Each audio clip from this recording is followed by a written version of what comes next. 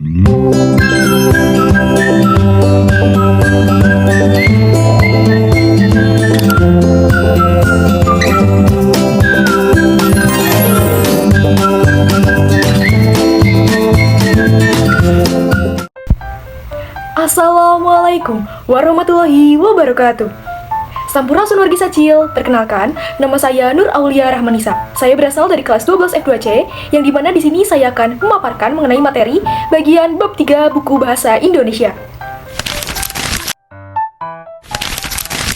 Pada pemaparan materi kali ini, di sini saya akan memaparkan materi mengenai yang pertama, yaitu ide pokok dan ide pendukung. Yang kedua, mengajukan hipotesis berdasarkan informasi. Yang ketiga, menggunakan kata khusus bidang teknologi informasi. Yang keempat, berdiskusi tentang fenomena kecerdasan buatan. Yang kelima, menyampaikan pertanyaan secara efektif. Yang keenam, mengelaborasi perasaan untuk memahami masalah. Yang ketujuh, menggunakan konjungsi intra-kalimat dan antar-kalimat. Untuk bagian pertama, yaitu bagian A, yaitu mengenai ide pokok dan juga ide pendukung. Ide pokok atau ide utama dalam sebuah teks dapat diketahui melalui judul teks, kata kunci, dan kalimat utama pada setiap paragraf. Adapun ide pendukung di dalam suatu teks terdapat pada subjudul atau pada kalimat penjelas di dalam paragraf. Baik, di sini ada contoh dari ide pokok dari suatu paragraf, yaitu kelebihan AlphaGo yang berbasis AI dibandingkan manusia sangatlah kentara. AI dapat menyimulasikan beberapa pertandingan dalam satu waktu secara bersamaan yang tidak mungkin dilakukan manusia. Pengalaman AlphaGo dan hasil belajarnya berkali lipat manusia. AlphaGo membuktikannya dengan meraih predikat juara dunia Go pada tahun 2016, mengalahkan juara dunia sebelumnya. Nah, ide pokok daripada paragraf tersebut terdapat pada kalimat yang berwarna merah pada awal paragraf. Kalimat itu disebut sebagai kalimat utama atau kalimat pokok. Kalimat-kalimat lain disebut sebagai kalimat penjelas atau kalimat pengembang. Selanjutnya di sini adalah materi bagian B, yaitu mengajukan hipotesis berdasarkan informasi.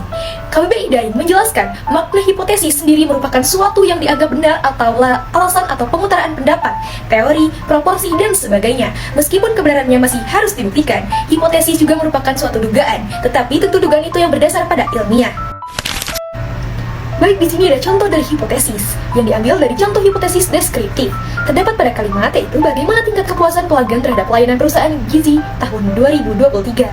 Di sini ada hipotesis 0. Tidak ada peningkatan yang signifikan dalam tingkat kepuasan pelanggan terhadap layanan perusahaan Gizi tahun 2023. Lalu yang kedua ada hipotesis alternatif, yaitu tingkat kepuasan pelanggan terhadap layanan perusahaan Gizi tahun 2023 cenderung tinggi. Selanjutnya di sini ada materi bagian C, yaitu menggunakan kata khusus bidang teknologi informasi. Kata gawai dikenalkan dan digunakan sebagai padanan kata gadget dalam bahasa Inggris. Gawai diserap dari bahasa daerah, tepatnya daerah Jawa. Ada 3 makna kata gawai dalam KBBI. Makna pertama berarti kerja atau pekerjaan. Nah, dari kata ini kita mengenal kata dasar pegawai yang sama dengan pekerja. Adapun makna kedua adalah alat dan perkakas. Makna ketiga adalah makna paling tepat menggambarkan teks tentang kecerdasan buatan, yaitu peranti elektronik atau mekanik dengan fungsi praktis. Di sini ada contoh dari kata khusus. Anatomi, kalimatnya mahasiswa kedokteran memahami anatomi tubuh manusia secara mendalam. Dari sini kita mengetahui bahwasannya anatomi digarisbawahi dengan kata khusus dalam kalimat tersebut. Selanjutnya di sini ada materi bagian D, yaitu berdiskusi tentang fenomena kecerdasan buatan. Tanggapan berupa pertanyaan dalam diskusi adalah di mana seseorang membahas pernyataan orang lain dengan pertanyaan terkait bahan diskusi yang orang lain itu sampaikan dengan maksud memperjelas pernyataannya. Baik, di sini saya akan memberikan suatu contoh dari tanggapan pertanyaan. Yang pertama, contoh tanggapan berupa pernyataan. Menurut saya, hal yang disampaikan Ilham benar bahwa pekerjaan sebagai penulis pun bakal terancam digantikan mesin dengan kecerdasan buatan. Sebuah tulisan dapat dibuat oleh mesin pintar itu. Yang kedua, ada contoh tanggapan berupa pertanyaan. Saya masih meragukan dugaan itu. Apa alasannya mesin dengan kecerdasan buatan itu dapat menggantikan profesi penulis? Bukankah penulis itu pekerjaan kreatif yang memerlukan bakat khusus? Selanjutnya di sini ada materi bagian E, yaitu menyampaikan pertanyaan secara efektif. Pertanyaan yang baik dan benar harus sesuai dengan adiksimba. Apa itu adiksimba? Adiksimba adalah singkatan dari apa, di mana, siapa, mengapa, dan bagaimana. Di sini saya akan memberikan contoh mengenai kalimat tanya dengan jawaban tertutup.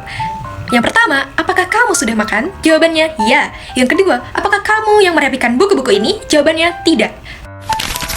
Selanjutnya di sini ada materi bagian F, yaitu mengelaborasi perasaan untuk memahami suatu masalah. Dalam konteks memahami masalah, mengelaborasi perasaan dan pikiran berarti menggabungkan proses berpikir dan berperan secara baik dan benar.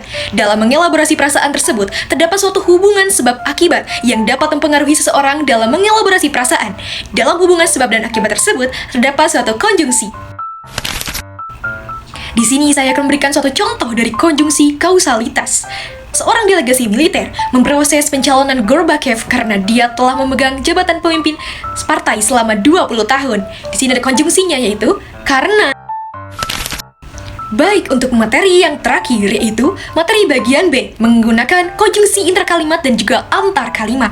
Yang pertama, konjungsi intrakalimat.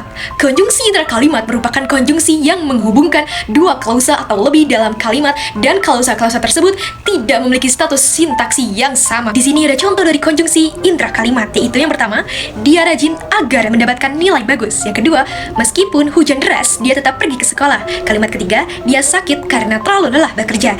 Nah, konjungsi interkalimatnya berada pada yang kalimat pertama ada pada agar, kalimat kedua ada pada meskipun, dan kalimat ketiga ada pada karena. Untuk yang kedua, yaitu adanya konjungsi antar kalimat.